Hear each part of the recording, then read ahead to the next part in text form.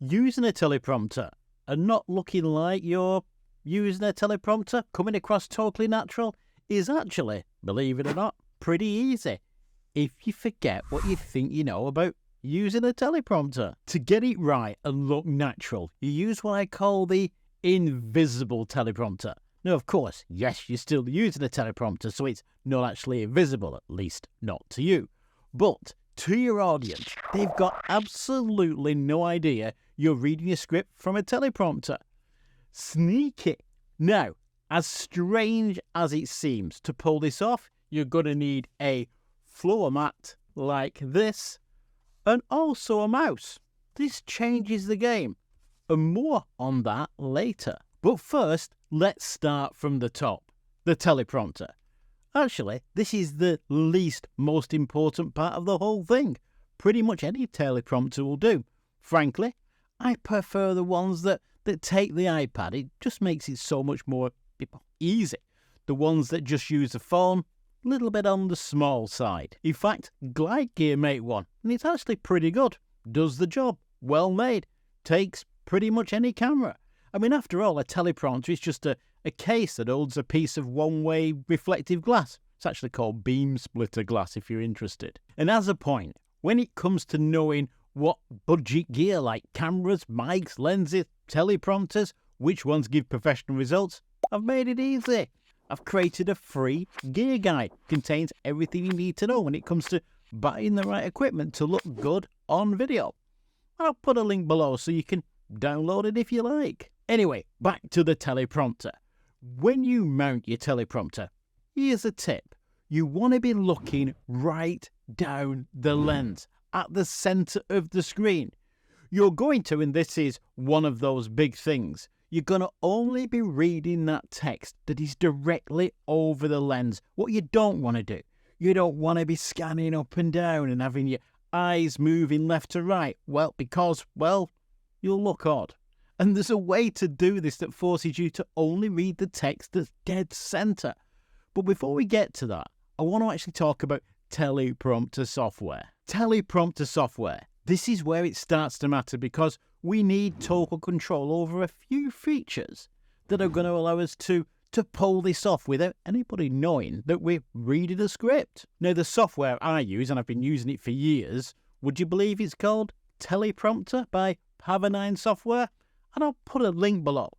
It's got all the features we need to make reading your script look totally natural, as you're going to see shortly. And that brings me on to the actual script, because this is what's going to determine how natural you sound. Now, this sounds like it's so simple, but this is the part that so many people mess up. What you've got to do, you've got to write how you speak. And the test is, after you've written it, it should read like a 10-year-old has written it. So I've got no problems there. You need to use contractions and mirror how you speak. You need to put in all those little quirks that we use in conversation. Think about pauses and how we emphasize things. The emphasis we place on different words. Now, it's not hard.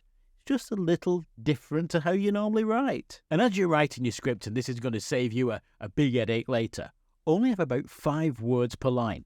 This is going to make it much easier to read on a teleprompter without moving your head and scanning your eyes. That's one of the big giveaways you'll see. You'll see the eyes scanning or the head moving up and down as they're reading. By having just 5 words per line makes it a lot easier because it keeps you focused on one narrow area without having your eyes travelling left to right. So we've got our script and it's loaded into the teleprompter software. Next, we're going to talk about speed and how to make the teleprompter run at the perfect speed so what you're reading is always directly sent to the teleprompter, so it looks natural, like you're looking directly at your audience. But before we do that, I've got an ask. If you're getting value, if you're learning something, you know what? I'd really appreciate it if you just hit the subscribe button. Anyway, back to talking about pacing. We, and that's us humans, we don't talk at a constant speed. It's all over the place. So, setting the scroll speed of the teleprompter to one fixed speed, well, it ain't gonna work. It's gonna make you talk at a constant speed, which is gonna make you sound really weird. And yes, there is software that so-called works with your voice, keeps up as you talk. And you know what? It works, but about 90% of the time. And at least for me, you know what? You know when it's not going to work properly, don't you? You know exactly when it's going to fail, when you present it. And I don't want this constant fear in the back of my mind that any time now this is going to go totally off the rails. I really don't need that stress.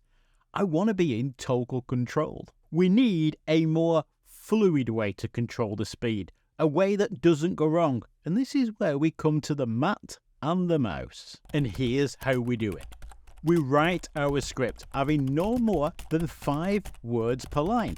And then when I'm ready to present, I set the scroll speed of the teleprompter to be slightly too fast for me to keep up. Then I take my second mouse, and I found that the Apple mouse to be perfect for this because it's not got any individual buttons on it. And I placed this on the foam rubber mat on the floor so it doesn't slip. And then I move the pointer over the stop button on the teleprompter software. And as I'm reading the script and it starts to get a little bit away from me, I can now just press the mouse with my foot, stop and start the script as I want. This allows me to always have the script in the perfect place on the screen. Works great. Also allows me to go off script if I like and then just pick up where I left off. And yes, I know a few companies make foot pedals and I've tried them. And while they do work, they've got this really annoying loud click each time I press the pedal. Hence, I use the mouse. Oh, and by the way, I did this whole lesson using the teleprompter. Hope you got some value from this. Until next time, bye for now.